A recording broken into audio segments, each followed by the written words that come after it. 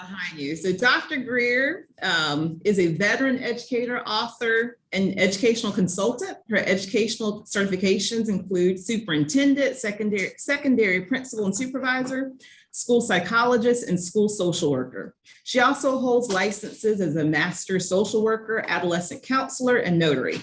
Dr. Greer earned designation as a principal specialist, principal leader, and South Carolina Education Fellow. She's an adjunct professor in the College of Education at Southern Wesleyan University and a methods of teaching instructor for South Carolina Labor and Licensing Boards of Cosmetology and Barbering. She is certified as a National Dropout Prevention Specialist, National Trauma Skilled School Specialist, and International Restorative Practices Trainer. She also serves as a project consultant for the National Dropout Prevention Center. She founded and facilitates and coordinates Sister Soldiers and Warriors of Hope community support and collaboration experiences for women and men in Lancaster, South Carolina.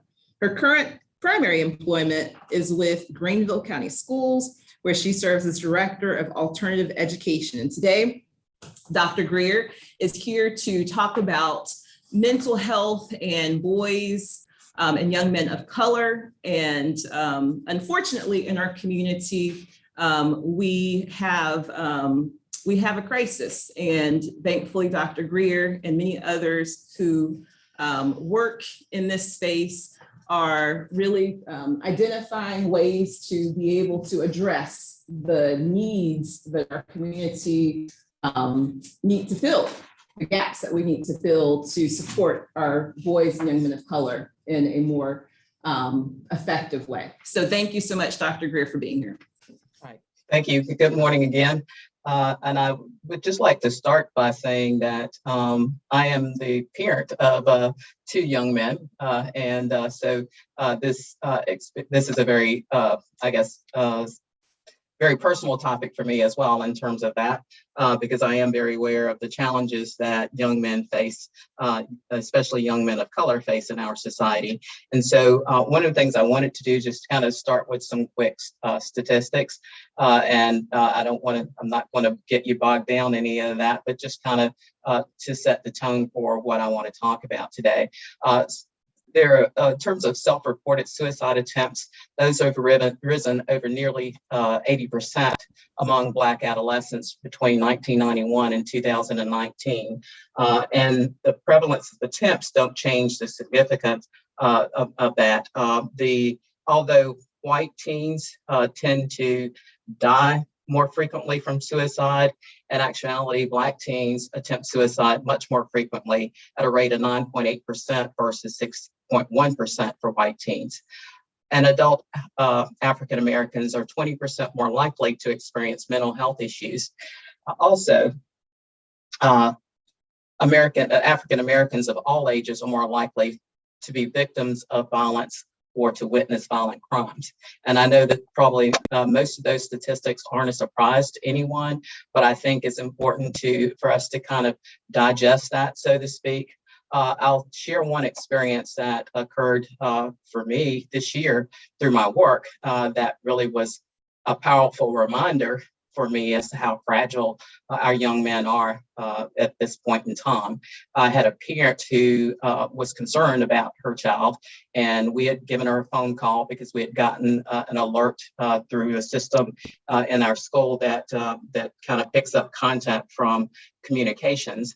And she went searching for her son in her house, and she was videotaping as she was making the search. She finally located him. He was in the attic, and he had tied one end of a cord around the rafters and was trying to fashion the other end to put around his neck. And that image has stayed with me for the rest of this year in terms of that, because again, it's a powerful reminder, I think, for all of us in terms of just how fragile our young people are. And again, that image some years ago was something that you would never see or you would never envision happening with young Black males. Because if you're familiar, those of us who are familiar with the culture of Black America, suicide has always been something that was pretty much taboo. And not something that growing up you heard of even people thinking of or doing, because that was just something that Black people just did not do according to our mindset. But certainly the statistics bear out, and even our own experiences bear out that that truly is no longer the case, if it ever was. But I think that what we fail to understand sometimes is the differences in the experiences of young Black people in general, not just Black males. We're focusing on Black males today, but our young Black males in particular, in terms of the stressors that they deal with on a day-to-day basis. And we'll just talk about a few of those because, again, this is a conversation that can go on for a very long time, but we only have a few minutes to talk today. So I'm just going to touch on some things just to leave you with some things to think about. Of course, we know that the social inequities and racial discrimination is a huge issue in our society, and that our young Black men are probably the most impacted by that. We see that every day in the depictions that we see in the news. But we also see it every day in our personal interactions that we witness in schools and communities, wherever we are, out even about in the streets.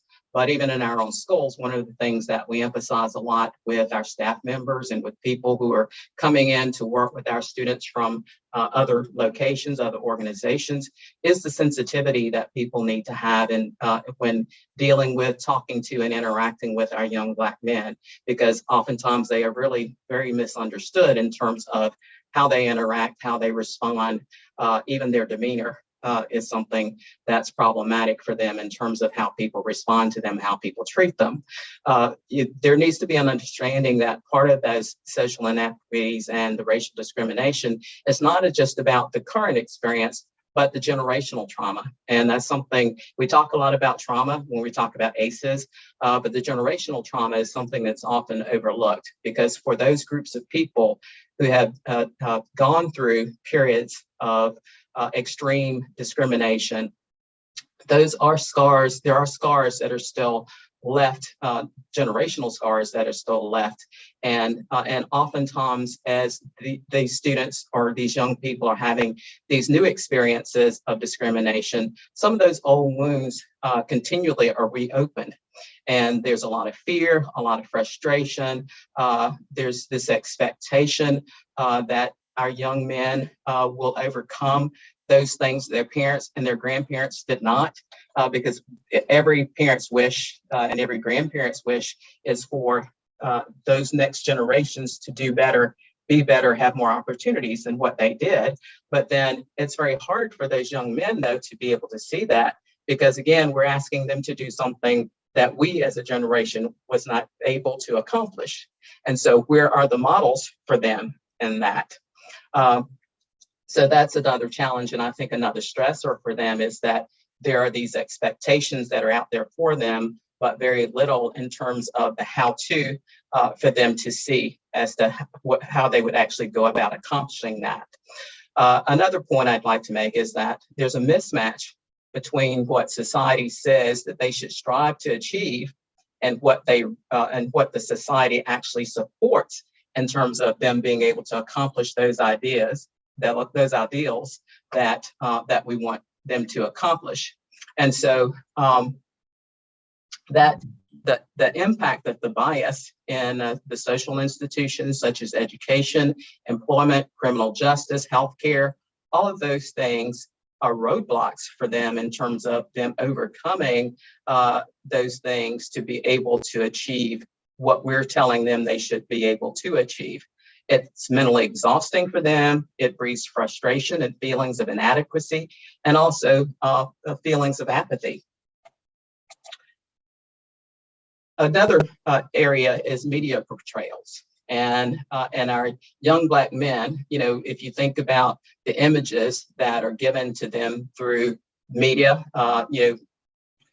videos, movies, they portray young Black men as being stoic, highly aggressive, hypersexual, hard, this idea that you can't snitch, you can't cut deals. I mean, when is the last time you watched the detective show and you saw an African-American or any male of color accepting a deal or going into witness protection? Just think about how often that happens in those shows and how frequently or infrequently you see people of color doing those sorts of things. And so there is not only within their environment this notion that you cannot tell, you cannot do something that would help yourself in those situations. It is something that they see even in the images that are portrayed to them. They're taught that they can't back down. Those portrayals indicate to them that they should get respect, and it doesn't matter how they get respect, but they should get respect because they're owed that, but they don't know, they're not seeing appropriate ways of doing that. They're seeing very inappropriate ways of commanding respect. It creates a cognitive dissonance for our young men when they see those images, because it really does cut both ways, because as they're judging themselves based on these images, they're also judging themselves based on those ideals that are put forth for them. They also are being judged by their peers. And on top of that, they're being rejected by the mainstream adults due to the same kind of images that are portrayed, because those images that are portrayed are then often adopted by those people who are dealing with them on a day-to-day basis. And so it then makes the interactions and the acceptance of them even more difficult, because those people who are educators, those people who are the store owners or the people out on the street, they have these images in their head also. And so these kids are really combating that as well and having to overcome these things that are assumed about them by those people that they're interacting with. And so you can see the complexity that creates in terms of their ability to navigate from day to day with whatever it is that they are encountering, whatever it is they have to do. The trauma among young men of color is normalized. We have become so accustomed to hearing about the violence and hearing about the difficulty and the situations that many of these young men are dealing with, that it's become kind of accepted as this is how things are. And they start to see that it's expected of them that they should be able to just deal with this. I was having, as I'm sure all of you know, we recently had a student that was lost to violence in one of our schools. I was having a conversation with one of his friends actually earlier this week. And one of the things that he was talking about was some of the difficulty and some of the struggle. He really at first didn't even know how to communicate with me about it, because at first he was just being very angry and being obstinate and non-compliant. But when I actually had a conversation with him, I discovered really those feelings were coming from the fact that he had just attended that child's funeral a couple of days before that. And it brought up all of these feelings in him that had to do with his connection with his own family, especially with his father. But when I started asking and getting more information from him about the support that he was getting in terms of dealing with that, I learned that his parents didn't have any conversation with him about what had occurred. A friend, not a parent, or any other adult. And so basically this young man was struggling and trying to deal with this all in his own head, and no one, even his own family, was reaching out to him to help him deal with this situation. Although, yes, I'm sure counselors at school, but one of the things we know is that oftentimes they're very uncomfortable talking with people that are not in their family circle about things like that. And so again, I feel sure that it's not that his parents were not concerned, but I think, again, the normalization of these occurrences makes people feel that these kids can just deal with this. And it's not something that you have to especially attend to, or that you have to really engage with them about. If he was quiet, he didn't say anything, I guess they assumed that he was okay. But again, that gives you an example of how much these occurrences have been normalized within our communities and even within our homes. The other thing that that's I think a huge stressor for our students, but it also creates a lot of friction and a lot of conflict, especially at school, is that we have young men who are very much adults at home in terms of how they function. But when they come to school, then we're asking them to be a child, and we're asking them to be compliant. We're asking them to work within these boundaries and within these lines that we've drawn for them. And it's very difficult because, again, if I am as an adult, I'm trying to get you to be compliant and get you to accept me as someone of authority and someone who can tell you what to do. But there's nowhere else that somebody does that, or there's an adult who does that, then that's a difficult thing. That's a difficult switch that we're asking them to make when they come to school, as opposed to when they're everywhere else. And so, again, that causes a lot of stress for them, but it also causes a lot of conflict, which again leads to more stress. Also, opening up to other people is something that's risky for all of us. And so it's very difficult for students to, and especially young men, to open up about their feelings. So they're much more comfortable expressing anger, much more comfortable expressing negative emotions, and as many of us are. It is risky for you to let someone else know that you're vulnerable, and so it's a lot easier to be angry. It's a lot easier to walk away and be non-compliant and keep that tough image, as opposed to really letting people in and letting people know what's really going on in your head, or to let people know that perhaps you do need support and you have some problems. In terms of the students and the change that in terms of the pandemic, we were all relieved, I think, when things were better and we were able to get back to being able to move around freely and all of those things. But when we came back to school this year, I think everyone was expecting sort of that this would be more of what we would consider a normal year, whatever that means. But what we found is that students, that in terms of the issues that we see among students, that is certainly significantly escalated. And some of the things that we've observed is that students, there's an increase in violence towards self and others. There's an increase in substance abuse and addictions, an increase in apathy, disengagement and truancy, and increased belligerent behavior, both toward staff members and towards parents. And again, I think that, it's if you think about getting through hard times, when you've experienced hard times yourself, you know that when you're actually in that intense time period where you're having to literally do whatever you have to do to put one foot in front of the other each day, that you tend to just kind of push through, and all of those emotions and that you have around that sometimes just kind of gets pushed to the side. And then once you actually finally get through the crisis, when you think perhaps at this point you'd feel much better and you would be okay, that's kind of when things start to fall apart for you really, because that's when you actually have time to sit and feel those emotions and deal with the fallout from that. And so I feel like that's kind of where our kids are now in terms of that. Of course, I've seen that among staff people too, because they're a little off the chain as well. But certainly we have seen that with our students in terms of where they are right now, in terms of their ability to deal with day-to-day kinds of things and where they are emotionally.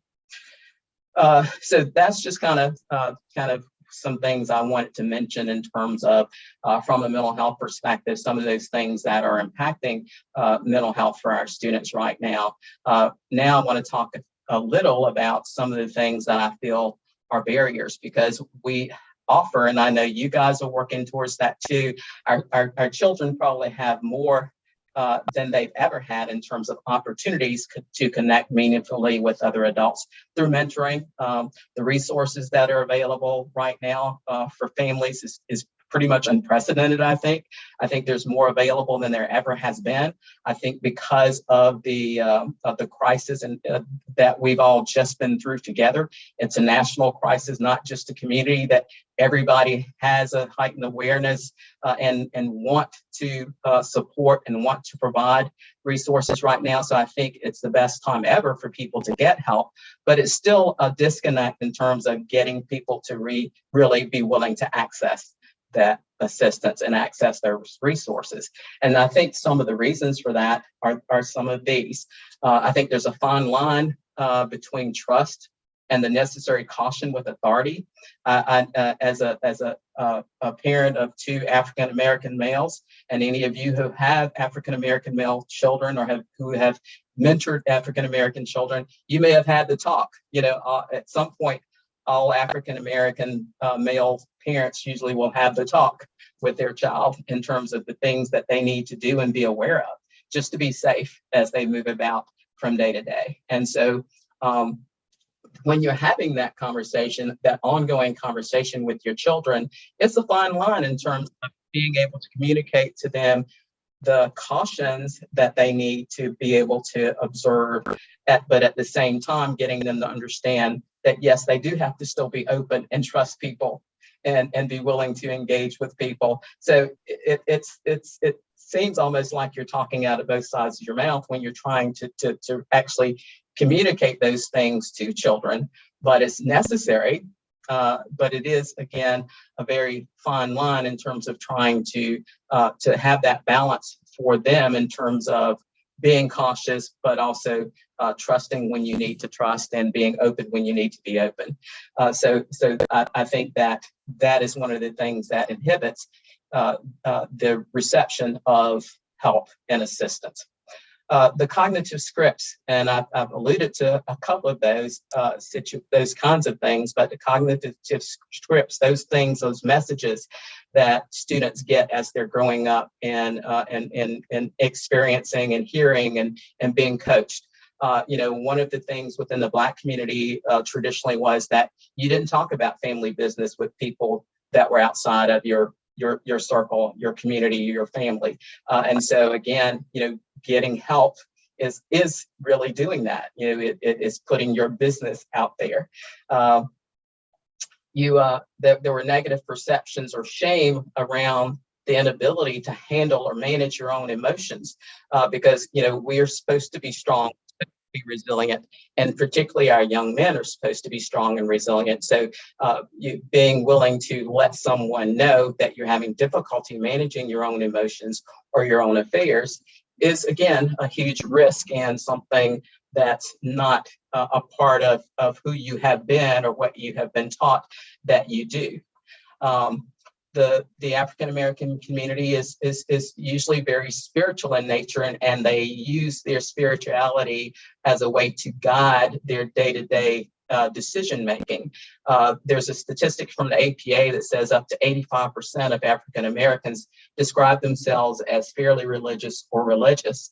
And oftentimes within our communities, when there are issues, even if there are mental health issues, the thinking is that divine intervention can address that for you, and that this is something that you need to pray about. It's not something that you need to go see someone about. I have a parent that we have been trying for 6 months to get her to agree to have her middle school child to engage in mental health counseling. She simply refuses to do so. She says, that he can talk with her, he can pray about it, but she will not give her consent. And this student truly has mental health issues that we are seeing every single day, but she can't get past that. And so it is a real issue for them.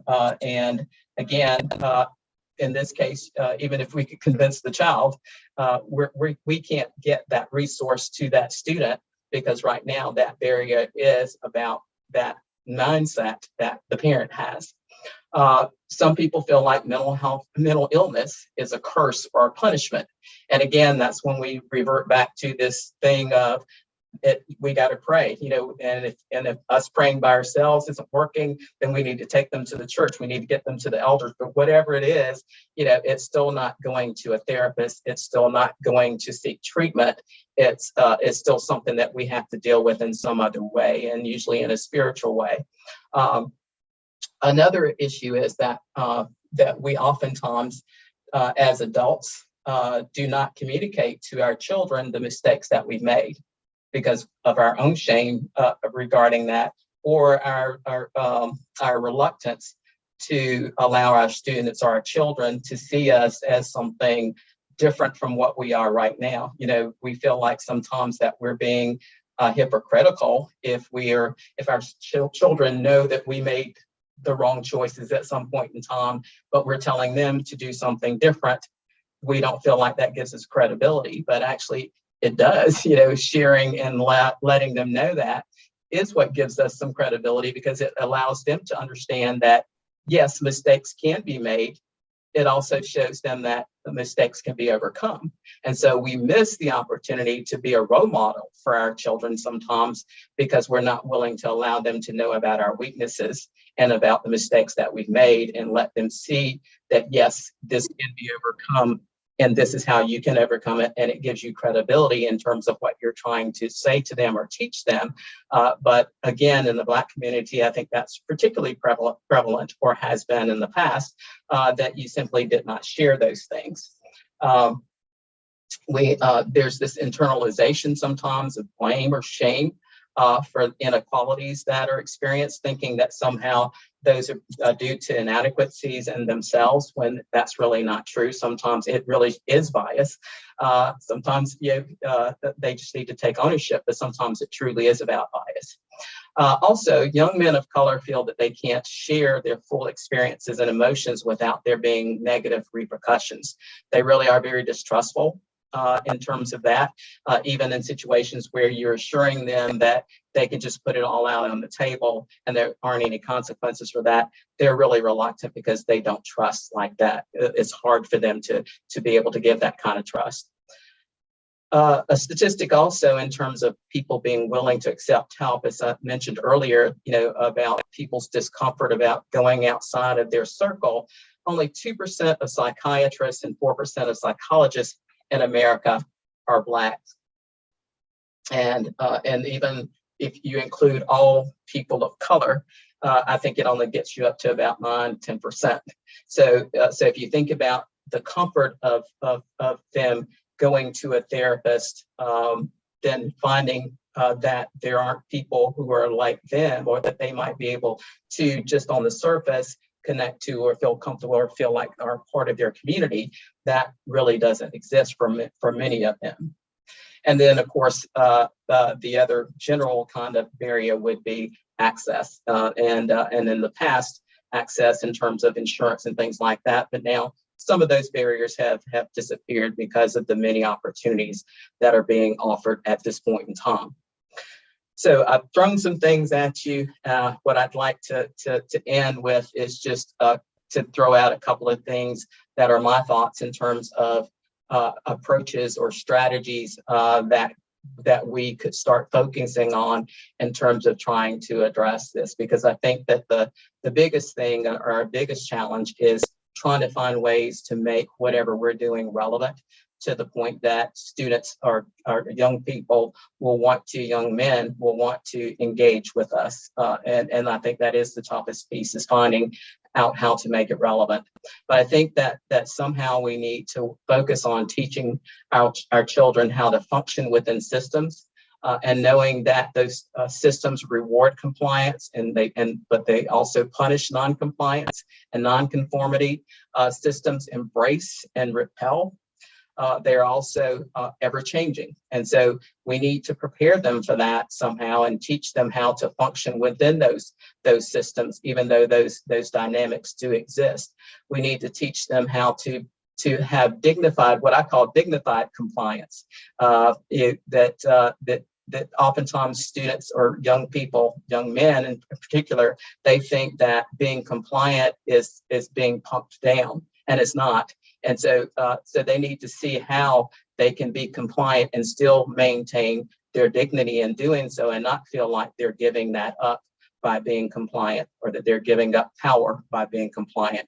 It involves navigating a system to achieve the balance, to have their needs met and preserve their identity and their uniqueness, while also fulfilling their obligation to the goals of the system. That's what we all have to do as adults. And so we have to find a way, again, through relevant teaching, to be able to teach those things to our young men. We need to have a systemic approach that acknowledges and supports that the young men in the context of their family and their community environment. There's no way that we can do this in isolation, and we do have to focus on families in our strategies, and look at things such as parent education and parent support groups to develop trauma-informed parenting skills. And we must also connect families to mental health and substance abuse counseling and treatment and family therapy. So again, the work has to occur within the context of that student's or that child's family and their community. We need to engage students and families through the development of interventions and ensure that they are relevant for them. And so the levels of impact have to be on the individual level, the relationship level, the community level, and also on a society level. And so my last comment really is to leave you with the thought, or with a quote. My favorite quote, you'll see it at the bottom of any email that's sent, is by Frederick Douglass. And he says that it's easier to build strong men than to repair broken children. And I really do believe that.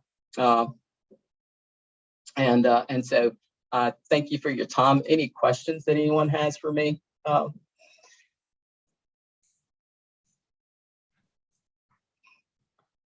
Dr. Greer, thank you so much. You have given us a lot.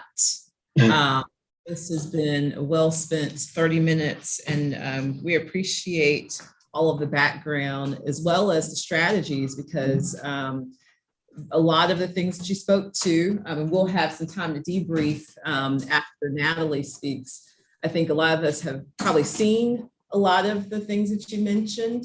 The strategies and the systematic approach, or the systems approach, is the missing key. And so thank you for all of your time and commitments to working on these strategies. And we hope that we can continue to collaborate and possibly partner with you as part of the collaborative moving forward. Thank you. And please do, if you can, stay. But if not, we completely understand. Okay, well, thank you. I appreciate it. And I appreciate all that you all are doing. I really do. Take care. All right, thank you. And next, we have Natalie. So the collaborative is very familiar with Natalie. I'm going to remove the pen for Dr. Greer and make Natalie the spotlight now. So in addition to Natalie being the director of Mentor Upstate, she also is the wife of my child's principal, Dr. Patterson at Sterling. Mine too. As Alyssa loves Dr. Patterson and loves Sterling. So in addition to those roles, she's also finishing her Master of Arts in Clinical Mental Health Counseling from Liberty University, and she's an intern at Middle Tiger Community Center in Lyman, where she works as a student therapist to clients of all ages. And this topic was actually Natalie's idea. So thank you so much, Natalie, for offering your expertise and for talking about trauma and how trauma and mental health impacts our mentoring relationships. Yeah, thank you. Will you let me share? Oh, can I share my screen? Yeah, thank you. Allow me to do that. And while she's working on that, yeah. And so I feel like another very important part of my role and a piece of my story that kind of makes this topic of interest to me. Thank you. I think I've got it now. Yeah. Is the fact that my husband and I have 4 children. And one of those was adopted from foster care. So as she said, I'm a student. And so as a student, I do not claim to be an expert, but a little bit of my background is that about 10 years ago, we really felt the call to be foster parents and never intended to adopt. That wasn't our plan. And as these things go, our plans ended up being changed. But because of a specific situation with our first foster placement, we ended up having a second placement that had some really complex issues. And in a lot of ways, we were very atypical fit for this type of trauma. However, because we had some experience with it, they asked us to consider it. And for us at the time, it was a little bit of the devil we know versus the one we don't. And that's kind of how we got into being suddenly responsible for some deep trauma, some very complicated issues. And it was in our training for that, this child ended up being leveled up to therapeutic foster care. And we felt like stability was more important than moving her again. And so we started doing the training for that extra level of care. Eventually, that placement became our forever daughter. And so today we have a 15-year-old, a 12-year-old, and two 11-year-olds of a different race. So we have a lot of interesting dynamics going on in our home. We sit at this intersection of living in white privilege and being responsible for raising a Black woman, of which I have no, experience or expertise in that. And so I do have this background in this schoolwork that I've done, but when I think about trauma and race and so a lot of the issues that Dr. Greer was talking about, it is deeply personal to us. It's much more than just what I do for my work, what I'm doing in my graduate work. It is, in a lot of ways, I've been becoming a lifelong learner in this. And so my first exposure to the impacts of trauma and relationships was as a parent. And that was kind of when I really started deep diving into it. And so you'll hear me share some of my own stories because that's just a natural part of what I do and what I know. So I wanted to just say that when I started having to learn a lot, and my learning a lot was because we needed to know more, because it's very disruptive to be in the process of raising, these neurotypical children, and then none of those strategies worked. And even what Dr. Greer was saying with the spiritual community, in a lot of ways that felt a little bit isolating for us, because even our church community and the people that had been very supportive of us in some other difficult things were like, well, this is just what you do. And it wasn't that simple. And so we really, we're learning. Our learning of it was more about survival. How do we, work through this? How do we, what are we supposed to do? Because what we've always tried before is suddenly no longer working. So I want to give a snapshot just in the interest of time. And also, again, want to acknowledge what I'm sharing today is from my personal experience, from my graduate work. I am now working with clients of all ages. So I have adolescents all the way up to adults. I've been able to work with some court mandated group situations. So I've been able to be exposed to a lot in a clinical setting, but in a very personal way. We're responsible for it. We have had trauma issues even as of 2 days ago that have come out in our home. And then I've been a mentor to a student for 7 years. And I started noticing that there were things I was learning as the mother of this child from trauma that I felt like applied to the student that I work with in a mentoring relationship. And so that's kind of what I want to give you a little bit, not a robust picture of the brain, but some little nuggets that really were very helpful to me, to us as parents. And that is, things that I think about a lot as I'm now sitting with clients regularly So the Cliffs Notes version that I'll give you, I'm going to go ahead and give you like, because everybody doesn't kind of geek out about the neuroscience like I kind of can, but the brain is impacted by trauma in a very significant way. And so you don't have to understand everything about how the brain works to know that that's true. And the example that I like to give is I would say, what did you eat for breakfast last Tuesday? You might have to think about it and you might not remember, possibly you don't remember. But if I say, what did you eat the last time right before you had a stomach bug?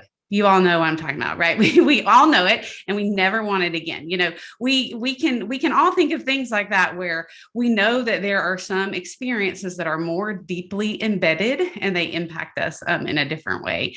And so a book that really was very impactful for me as I started to understand this, that I first was introduced to as a mom and later as a textbook.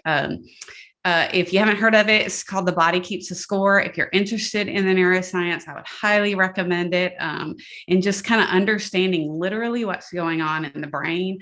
And I'm going to quote him a little bit even as I share. Another thing that really was sort of a light bulb moment for us is the work that Dr. Karen Purvis has done with, she has passed, but she really led the way in how like literal techniques of how we relate to kids from this complex trauma. And her model is called TBRI, which is trust-based relational intervention. I mean, it's really intended for caregivers, but the basic idea of it is that the early attachments are so important. So when children don't have these early attachment experiences, then they struggle to attach or to connect in general all throughout life. And something that occurred to me as we were learning about this was that so when our oldest daughter was born, we meet every need that she has. You know, we feed her and we clothe her and we hold her and we nurture, rock, and there's coos and there's all these attachments that are forming in the brain. But then that first time that she, you know, goes to like touch a light switch, and we say, no, don't do that. You know, she might cry, and that's a little scary. But that first kind of discipline experience comes on a bed of a million yeses, where these kids from trauma or these early experiences where all of those attachments aren't made, those no's, they don't fall on this foundation of trust that was first built. And so that's really the idea of TBRI, is that you have to kind of go fill in those building blocks. Unfortunately, what happens with kids in the foster care system, and was our experience, is these kids come in and they don't know how to trust, but then their behaviors are so bad that it becomes about behavior modification. And then unfortunately, sort of affirms those early experiences, which is that adults cannot be trusted, you know, because the trust doesn't become the main thing. And Dr. Purvis, on this quote that I have on the screen, she says that if a child needs nurture and I give him structure, I harm his ability to trust me. And that was the changing point for us. And honestly, that was the point where we went from thinking we are going to keep this child safe until she goes to the home that is probably better fit for her to wait, you know, this might be our responsibility, you know, to forever do this. But I started realizing that that some of those same things applied in my mentoring relationship. You know, that idea of, again, TBRI was created really for caregivers, for parents of a lot of times kids, adopted kids. But the ideas ring true, I think, in our mentoring relationships. So a few things that I would just want to say. So the relationship between trauma and mental health, just to be clear, trauma does not mean that there's a mental health diagnosis. Dr. Greer referred to ACEs. I think most of us in mentoring organizations are somewhat familiar with that. And if you aren't, the CDC has done a lot of work on that. They have a lot of great information on their site. But we know that the higher the ACE score, the more adverse childhood experiences that someone has, the more likely they are to develop things like PTSD. You're probably all familiar with that. ASD is acute stress disorder. Reactive attachment disorder basically means that this child can't attach to anybody. Disinhibited social engagement disorder basically means they get attached to everybody. So children like that would be real likely victims for sex trafficking and stuff like that. But the higher the ACE 4, the more likely they are to, have other mental health disorders like PTSD, like depression, like substance abuse disorders later. And so the bad of this is that the brains of children who experience trauma and toxic stress are impacted in significant ways. Literally, if you put side by side images, they look different. And if you're not super familiar with that, I'd encourage you to just Google trauma brain and look at an image of it. That was another really kind of game changer thing for us in parenting. Another piece of our story is that our oldest daughter, right before the age of 3, was diagnosed with a brain tumor. She went from being a healthy, vibrant, talkative, developmentally on track 2-year-old to one day having a seizure. And 9 days later, we were in an ambulance with an unconscious child, rushing her to the hospital in the middle of the night. They do a CT and they tell us there's a large mass on her brain. So we're actually going to send you to ICU and you'll meet with a neurosurgeon tomorrow. So the good news is that she is healthy, gifted, 15-year-old today. Her tumor was operable and we had some minimal issues with seizures, but we got that part made sense to us. Her brain does look different. There's a piece of it gone from where she had to have surgery.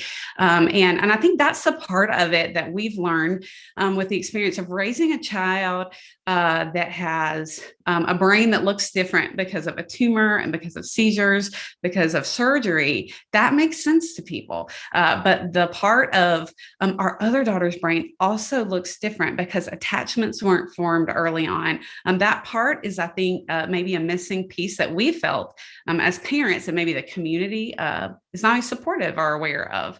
The good news is that as Dr. Greer said, COVID has put mental health at the forefront of our conversations. When I began, I was enrolled. I wouldn't say I began. My undergrad was in psychology. My intention was always to go the route of counseling.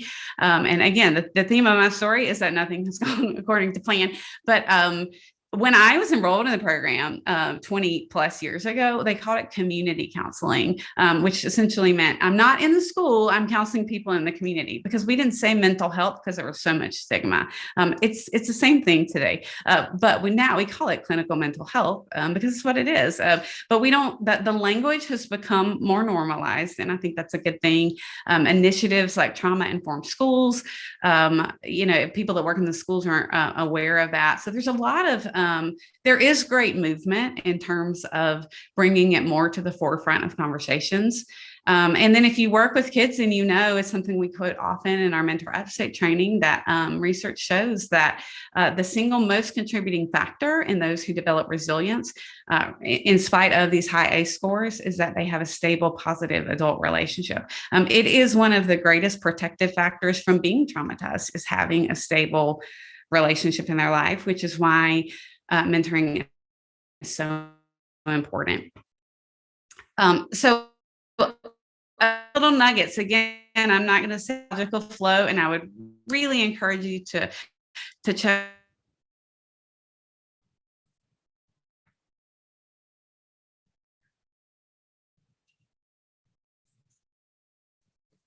mode. We aren't going to these higher level processes, So when I was in an ER or I was in an ambulance in the middle of the night with my unresponsive 2-year-old, I wasn't thinking about what I needed to do the next day. I wasn't, connecting with my husband and saying, I'm so glad you're here. This will be so much scarier if we weren't here together. I am just in survival mode. And so we know that toxic stress and kids that have been traumatized, they end up being in that mode a lot, and it ends up impacting other areas. So the rational brain only makes up about 30% of the brain. True story. 2 days ago, I have a client situation that's a minor client, and the parent comes in, and the parent was like, but make it make sense to me. She's trying to rationalize things that he is not yet able to do that because he is still deeply, someone's asking to get him. He's kind of deep in some survival mode right now. We have seen that a ton in our experience, and all the mistakes we've made with our daughter is that sometimes we want to say, but why? We try to rationalize things when that's not always how it works. So my personal experience, again, with my daughter and her diagnosis, when I go to the hospital now, so she has been tumor-free for 12 years. And when I go to the hospital, I have a reaction every single time that I go. I cannot walk into the Children's Hospital at Greenville Memorial and not have a feeling. I can't rationalize, but she has no symptoms. All the other MRIs have looked good, because trauma has been stored in a different way.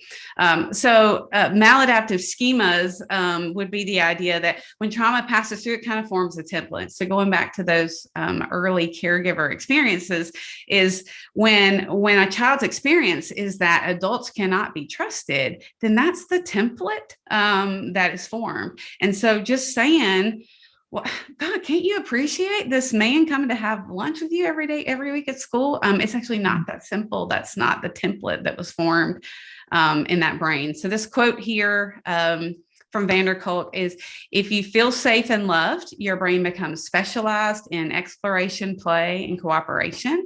If you are frightened and unwanted, it specializes in managing feelings of fear and abandonment. I think that all of us that work in these situations with kids from adverse circumstances can kind of get that, I'm trying to move on and it's not. There we go. Okay. A couple of other things that I would say is the emotional brain is simpler than the rational brain. Okay. It organizes information in a more global way. So the emotional brain is where our automatic response, that fight, flight, or freeze response comes from. These are automatic, and the conscious and the rational catch up later. There's an image of a snake here because the most classic example here would be if you walk up to a coiled up rope and you jump. You jumped because you thought it was a snake, and then you calmed down when you realized it wasn't a snake. You reacted based on your emotional brain, and then the rational catches up later. And so, again, my experience when I go to the hospital, my reaction is automatic. Those rational processes catch up later. And so when those stress hormones are released, the research shows that it actually, the response is actually the same if the threat is perceived or real. So it doesn't make it any different. So in the snake example, you may calm down quicker as soon as you realize that it's not a snake, but your reaction is the same. So these children that have trauma and they have this toxic stress, when they're constantly reacting, their reacting truly is exactly the same when the threat is real and when the threat is perceived. And that's the idea that there's this normal versus traumatic memory. And again, the title of that book is The Body Keeps a Score, that we respond.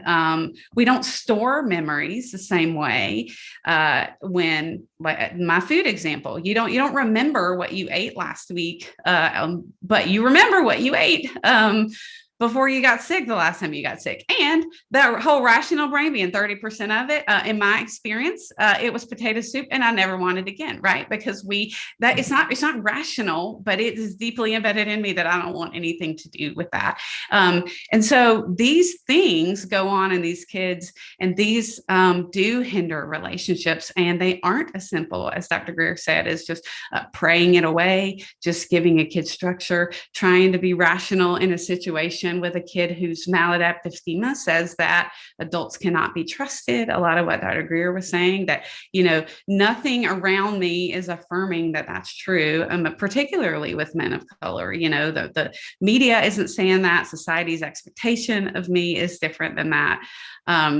So I'm gonna point to this quote and just acknowledge that I'm going downhill in the credibility of my sources, but I love this from the Adams family, from Morticia Adams, where she says that normal is an illusion. What is normal for the spider is chaos for the fly. So the thing that comes to mind for me when I think of this quote was the first time that we took our daughter to the beach. She went with us to a conference, and I thought this is going to be so good for her. You know, she's had this terrible upbringing, and we're going to take her, and she's going to see the ocean, and she's going to see the sand, and she's going to experience something fun. And there's a water park at this place. And I had all of these ideas about how this is going to be great for her. And to date, it is the worst behavior we have ever had from her in her life.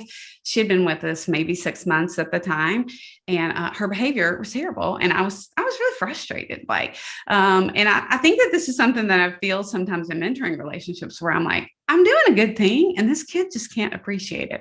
Well, so why do you think that she acted so bad, so terrible that weekend? Well, it was this idea of this kind of automatic response. It took hindsight for us to realize that she acted out because for her experience, packing a bag and sleeping in another bed, there's nothing exciting about that. That was the most terrifying thing of her life. It was, associated with her most significant trauma, where for our biological kids, that was fun. That had been their experience. But her schema had told her, when you pack a bag and you sleep on another pillow, your whole world's about to blow up, And so her body was responding to this trauma. And she was only 4 or 5 years old, maybe at the time. She didn't have the language to explain that.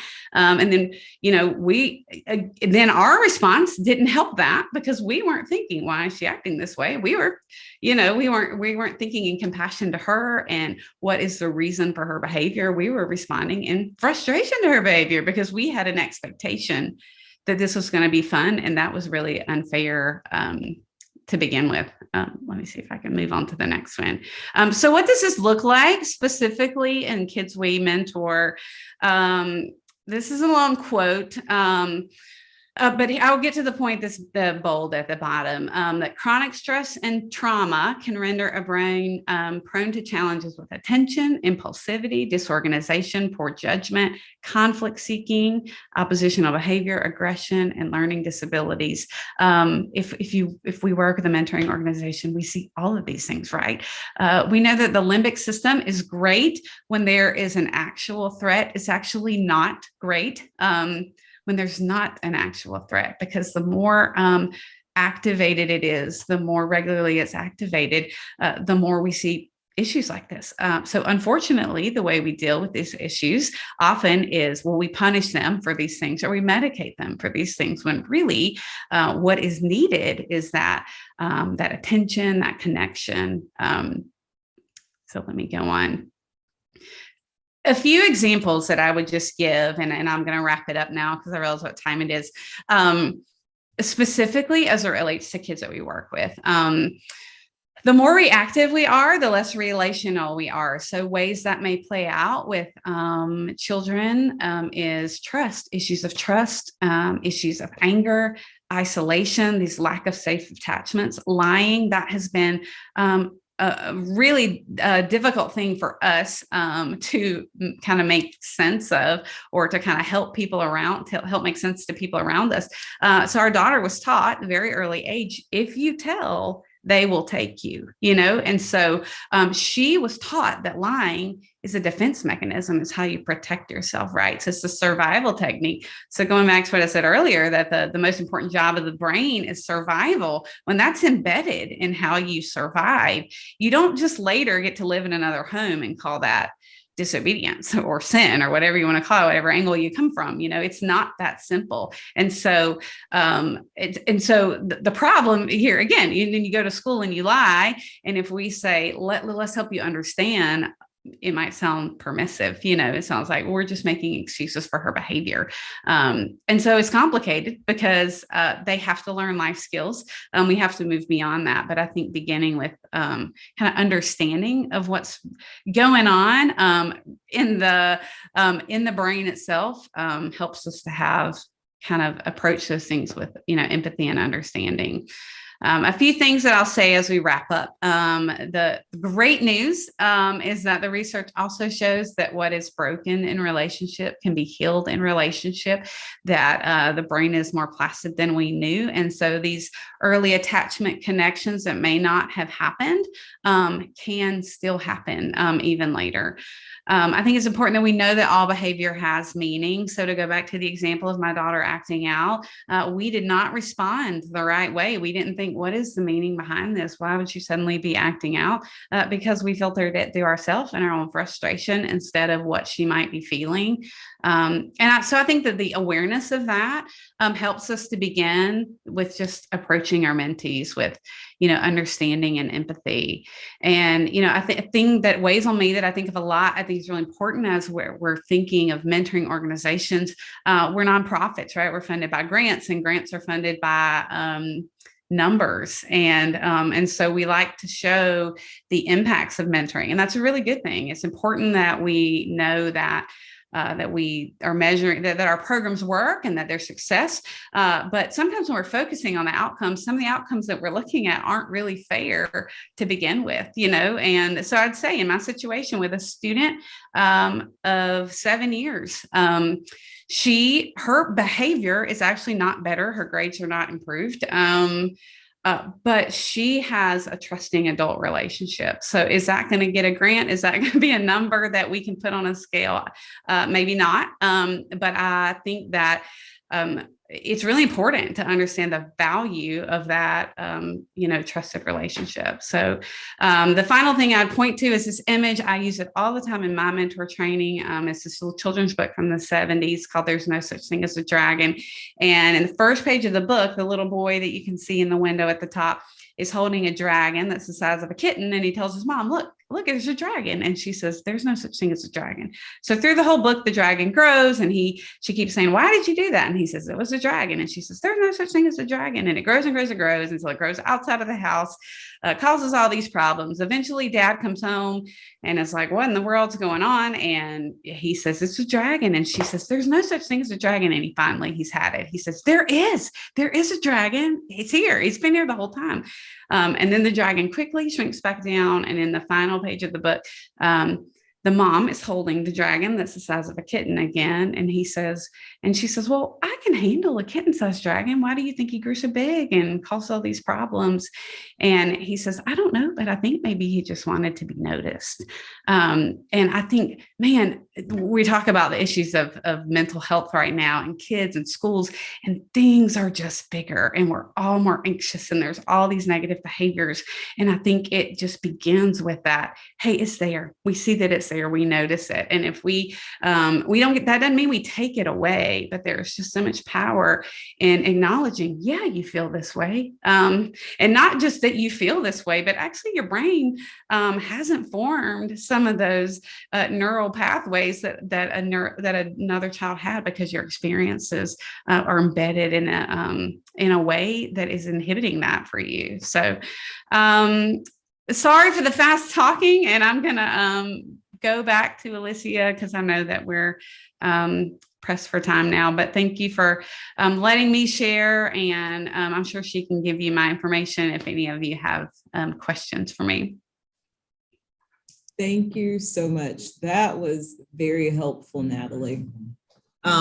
So we are over time, but I felt like it was really well spent time. Again, I think Dr. Greer has already tuned out, but thank you so much, Natalie, for offering this as our topic for today. Our next meeting, and it's every month, the second Tuesday of each month, we will be here again, 9 o'clock.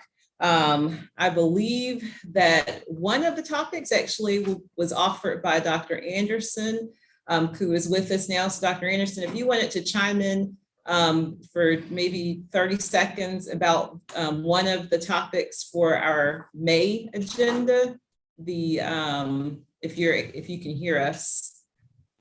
Yeah, I can hear you. Thank you, Alicia, and thank you, Natalie. I appreciate your obvious expertise in the area of trauma, and unfortunately I missed Dr. Gear and her presentation, but I highly respect her and her work as well.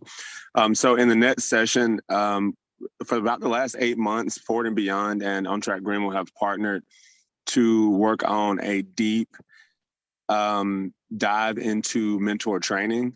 What are the best practices? What are the modules that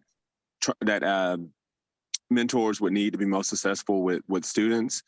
And so we are about 99% done with a platform that is module by module that digs into everything from mandated reporting and your general mentor topics around child safety and so forth, all the way into what does it mean to teach or mentor a student that may have a different background than you, may be an English language learner, may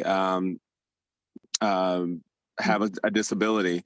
What do you do when kids approach you with certain challenges? Who do you talk to, and so forth. So the training is deep. It is all module based. After each module, there is a short quiz. And so we will be sharing that with you, Brandon and I and my team, what it looks like, how you can gain access to it. And hopefully it's a training that can continue to evolve over time. We got some people from Greenville County Schools featured in the video to share some best practices around mentoring and working with kids, Hispanic Alliance and so forth. So got a lot of voices at the table that came together for this project. And again, more modules can be added and developed in the future and modified as you guys give us more and we see the need for more information. So hopefully it's a benefit to the community. And as you continue to train your mentors, it provides a resource for you. So again, we'll be talking about that next time. And yeah, thank you, Alicia. Thank you. Are there Hey, Alicia, can I jump in real quick with one sort of related thing super fast? I'm literally we're reading What Happened to You. I don't know if it aligns with, it's by Dr. Bruce Perry, and Oprah Winfrey did it. It was a very well-received book about trauma, how we learn about it. And we're at PEP looking at doing this for our community read this summer.